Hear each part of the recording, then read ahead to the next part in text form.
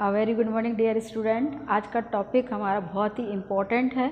अभी तक तो हम सारे एग्ज़ाम्स सिलेबस से रिलेटेड जो भी टॉपिक्स हैं उनको डिस्कस कर रहे थे। आज मैं एक जनरल टॉपिक पे बात करने वाली हूँ, how to start your examination preparation. क्योंकि एग्ज़ाम का जो समय आता है और जैसे ही टाइम टेबल आता है और ये थोड़ा सा उसका अलग ही जो मौसम आता है तो हमारे हार्ट बीट जो है वो बढ़ जाती है और हमको लगता है हम कैसे स्टार्ट करें, कहाँ से स्टार्ट करें, किस तरीके से हमको प्लान करना चाहिए। तो ये सारी चीज़ें और कुछ टिप्स में यहाँ पर बहुत ही इम्पॉर्टेंट हैं जो आप बिल्कुल लास्ट तक देखिएगा। हर टिप आपके लिए बहुत काम की रहेगी और आपका एग्ज़ाम कम से कम स्टडी में आप बहुत ही अच्छे से अच्छे मार्क्स एग्ज़ाम में ले सकते हैं। और आंसर लिखने का इफ़ेक्टिव तरीका, किस तरीके से हम एक अच्छा प्रेजेंटिव अपनी कॉपी को बना सकते हैं, आंसर शीट को बना सकते हैं, वो सारी बातें हम यहाँ पर करेंगे। तो सबसे पहला जो हमारा आज का टॉपिक है कि परीक्षा की तैयारी कैसे करें। ये जो है सभी के लिए एक बहुत बड़ा प्रॉब्लम होता है, तैयारी है ना। How to start your examination preparation.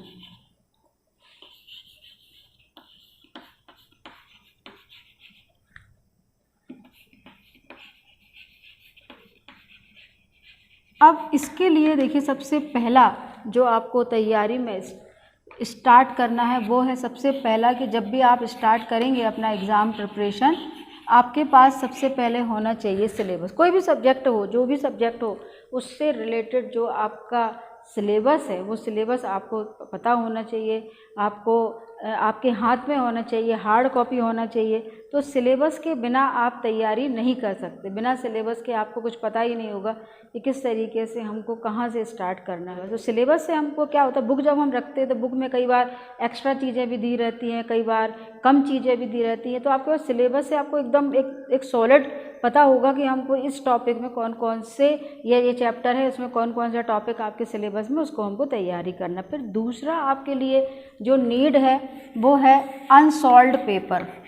ये सब अरेंज करके रखिएगा। मैंने वैसे अपलोड किए हुए हैं, अनसॉल्व्ड पेपर भी अपलोड किए हैं, सिलेबस भी अपलोड किए हैं, चाहे तो आप उस वहाँ से डाउनलोड कर सकते हैं। तो आपको अनसॉल्व्ड पेपर होना चाहिए। अब अनसॉल्व्ड पेपर का क्या इंपॉर्टेंस है, देखिए अनसॉल्व्ड पेपर होने से आपको एक आइडिया लगता है कि इस टॉपिक से मैक्सिमम कितने मतलब ये जो चैप्टर है, इस चैप्टर से कौन कौन से टॉपिक एग्ज़ाम में पूछे जाते हैं। कई टॉपिक ऐसे होते हैं जो बार बार पूछे जाते हैं, कई टॉपिक ऐसे होते हैं जिनसे कभी कोई क्वेश्चन नहीं पूछा जाता। तो एक तो वो आइडिया लगता है। दूसरा क्या है कि आपको कौन सा क्वेश्चन लेंथी क्वेश्चन के फॉर्म में आएगा, कौन सा शॉर्ट नोट के फॉर्म में आएगा, ये भी चीज़ें पता होना चाहिए। तो शॉर्ट नोट के फॉर्म में आएगा तो उसको हम उस तरीके से तैयार करें, लेंथी क्वेश्चन के फॉर्म में आएगा तो हमको बहुत सारे क्वेश्चंस के पैटर्न समझ में आते हैं कि किस तरीके से क्वेश्चंस आएंगे और हमको कौन कौन सा टॉपिक इम्पॉर्टेंट है जिन पे हमको फोकस करना है। तो वो चीज़ें फिर आप छोड़ेंगे नहीं, उसको एग्ज़ाम में छोड़ करके नहीं आएगा।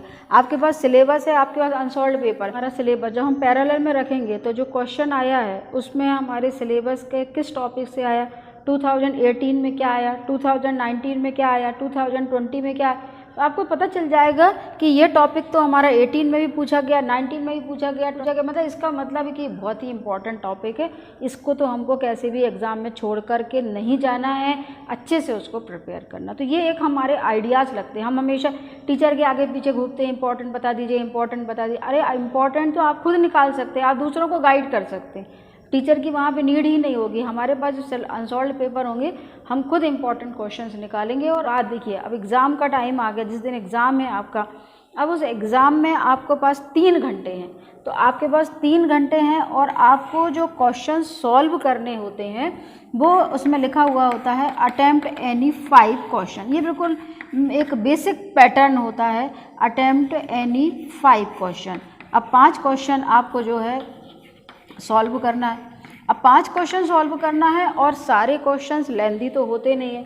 जनरली क्वेश्चन नंबर 1 है, उसका ए पार्ट भी है और बी पार्ट भी है। अब ए और बी पार्ट है तो ऐसे करके आपको 5 क्वेश्चन सॉल्व करना है और टाइम है आपके पास 3 आवर्स का। मतलब ये हुआ कि एक क्वेश्चन में मैक्सिमम आपको 35 मिनट मिलना है। अब 35 मिनट आपको मिलना, 35 मिनट में आपको ए और बी दोनों पार्ट सॉल्व करना, मतलब करीब करीब 17 मिनट का आपका एक पार्ट होगा। तो आप बिल्कुल घड़ी मिला करके रखिएगा और घड़ी से अच्छे से उसको आप बिल्कुल स्टार्ट करिएगा अपना, कि हमको 17 मिनट में अपना ये एक पार्ट कंप्लीट करना है, दूसरा पार्ट भी आपको 17 मिनट में करना। पर होता क्या है, जो फर्स्ट क्वेश्चन होता है ना वो हमारा बहुत अच्छा प्रिपेयर होता है, तो हम 35 मिनट से ज़्यादा ही टाइम ले जाते हैं, तो 45 मिनट 40 मिनट तक हमारा ये क्वेश्चंस चला ही जाता है, क्योंकि हम बहुत फास्ट भी लिखेंगे और बहुत अच्छा लिखने के चक्कर में हमारा थोड़ा सा टाइम जो है वो ज़्यादा जाता है। तो ठीक है, उसमें कहीं कोई प्रॉब्लम नहीं हो, क्योंकि क्या होता है ऑल 5 क्वेश्चंस तो आप अटेम्प्ट कर नहीं आधा कोई क्वेश्चन आउट ऑफ सिलेबस हो गया, आउट ऑफ माइंड हो गया, हमारा कुछ हमको तैयार नहीं पा रहा है या हमारे दिमाग से नहीं आ रहा है, तो 4.5 क्वेश्चंस तो हम ऐसा लगता है कि मुझे सॉलिड सभी लोग तैयार कर लेते हैं। एक आधे क्वेश्चन में ऐसा कहीं ना कहीं एक शॉर्ट नोट में ऐसा आता है कि हमारा बहुत अच्छा प्रिपेयर नहीं होता, तो वो सारे जो टाइम्स होते हैं ना वो बाद में सब एडजस्ट हो जाते। तो आप बिल्कुल घड़ी मिला करके इसको देख लीजिए कि 35 मिनट में एक क्वेश्चन सॉल्व करना है। यदि उसके ए और बी 2 पार्ट हैं तो डिवाइडेड बाय 2 कर दीजिए, यदि उसके 3 पार्ट हैं तो उसी को डिवाइडेड बाय 3 कर दीजिए। शॉर्ट नोट है तो आपको उसी के आगे अगर और शॉर्ट नोट है तो उनको भी डिवीजन, मतलब 35 मिनट में पूरा होल क्वेश्चन आपका सॉल्व होना चाहिए, ये आप बिल्कुल तय कर लीजिए।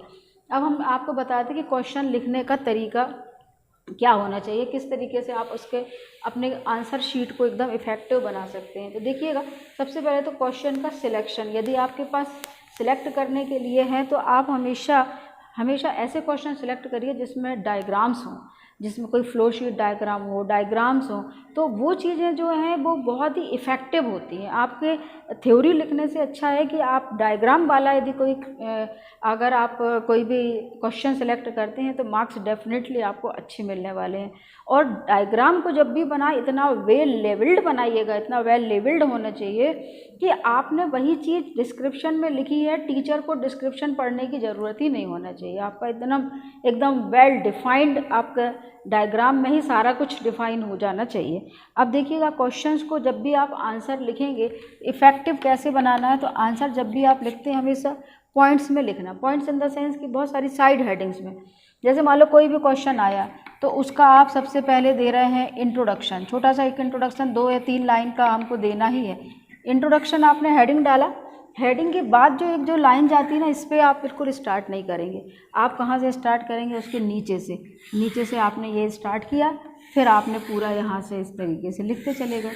तो क्या होगा कि ये जो आपने यहाँ से साइड से नहीं लिखोगे ना और नीचे से लिखोगे, तो ये जो आपकी साइड हेडिंग एकदम उभर के आती है कि हाँ ये बहुत अच्छी है, इंट्रोडक्शन इस बच्चे ने दिया।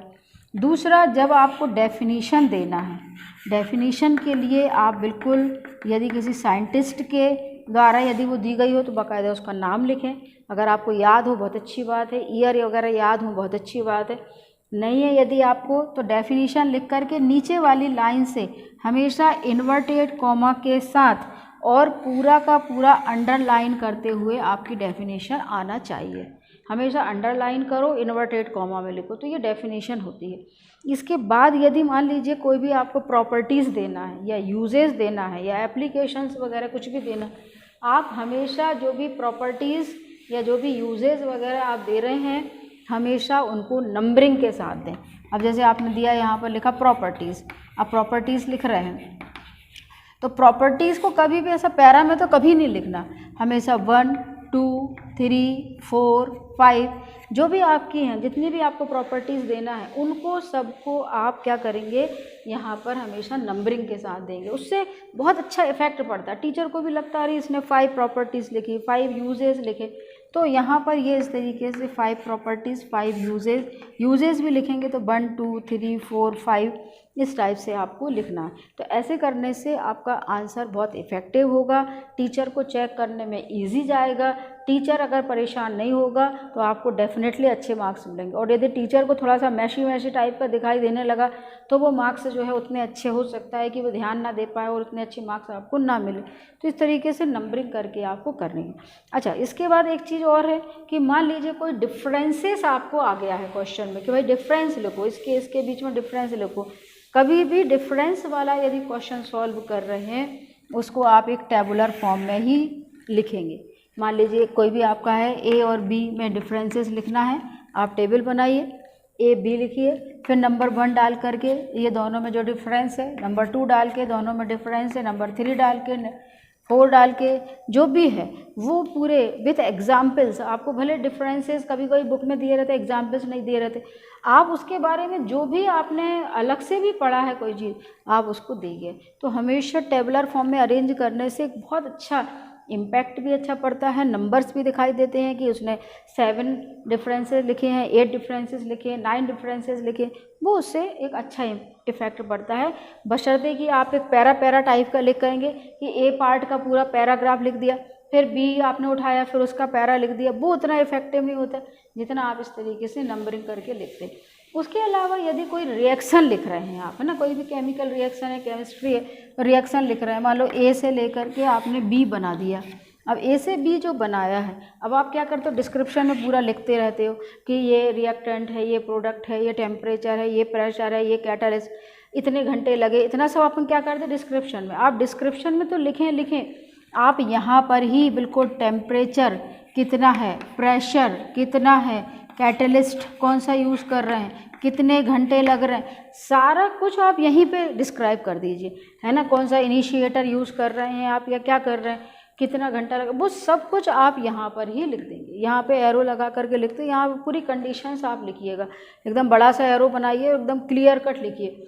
उसके बाद भले इसी का डिस्क्रिप्शन आप नीचे दे रहे हैं, पर यहाँ पर लिखने से टीचर को डिस्क्रिप्शन पढ़ने की ज़रूरत ही नहीं होगी। आपका जो भी रिएक्शन है वो बिल्कुल वेल डिफाइन दिखेगा, सारा कुछ डिस्क्रिप्शन आपको यहाँ पर दिखेगा, वो यहीं पर देख करके आपको फुल मार्क्स देने की कोशिश करेंगे कि भाई इतना सब कुछ बनता है बच्चे से, तो सब कुछ हम यहीं पे मार्क्स दे देंगे। तो टीचर को जितनी जल्दी से जल्दी और इजी वे में आप अपनी चीज़ों को एक्सप्लेन करेंगे ताकि उसको ज़्यादा परेशान ना होना पड़े, तो डेफिनेटली वो अच्छे मार्क्स देता। ऐसे ही एक चीज़ का और ध्यान रखें, ये क्वेश्चन नंबर 1 का ए पार्ट है और बी पार्ट है, हमेशा साथ में ही इसको सॉल्व करने की कोशिश करें। ये नहीं होगा क्वेश्चन नंबर 1 का ए हमने वहाँ किया, फिर 1 का बी जो है वो लास्ट में लेकर के जा रहे हैं, उससे क्या होता है, कन्फ्यूज़न टाइप का होता है। तो आप हमेशा ए बी जो भी है पार्ट हमेशा साथ में करें, तो बहुत इजीली जो है वो हमको चेक करने में टीचर्स को इजी जाता है कि ये चीज़ें हमको इजीली बन जाती हैं, किस तरीके से हमको इनको चेक करना। तो ये कुछ टिप्स हैं जो आप हमेशा ध्यान रखेंगे, यदि एग्ज़ाम के समय आपको डेफिनेटली बहुत अच्छे मार्क्स मिलेंगे। कम समय में ज़्यादा से ज़्यादा आप प्रिपरेशन कर सकते हैं, स्मार्ट प्रिपरेशन कर सकते हैं और मार्क्स आप अच्छे मिलेंगे, डेफिनेटली आपका रिजल्ट अच्छा आएगा। ये कॉन्सेप्ट आपको क्लियर हुए होंगे, क्योंकि बहुत दिन बाद आप ऑफलाइन एग्ज़ाम दे रहे होंगे, अभी तक तो 2 साल से ऑनलाइन चल रहा था, अब ऑफलाइन एग्ज़ाम दे रहे होंगे, तो आपको बिल्कुल बहुत अच्छे से स्पीड मेंटेन करते हुए एकदम क्लियर हैंड राइटिंग में सारे क्वेश्चंस को सॉल्व करना है। Thanks for watching, subscribe my channel and take care.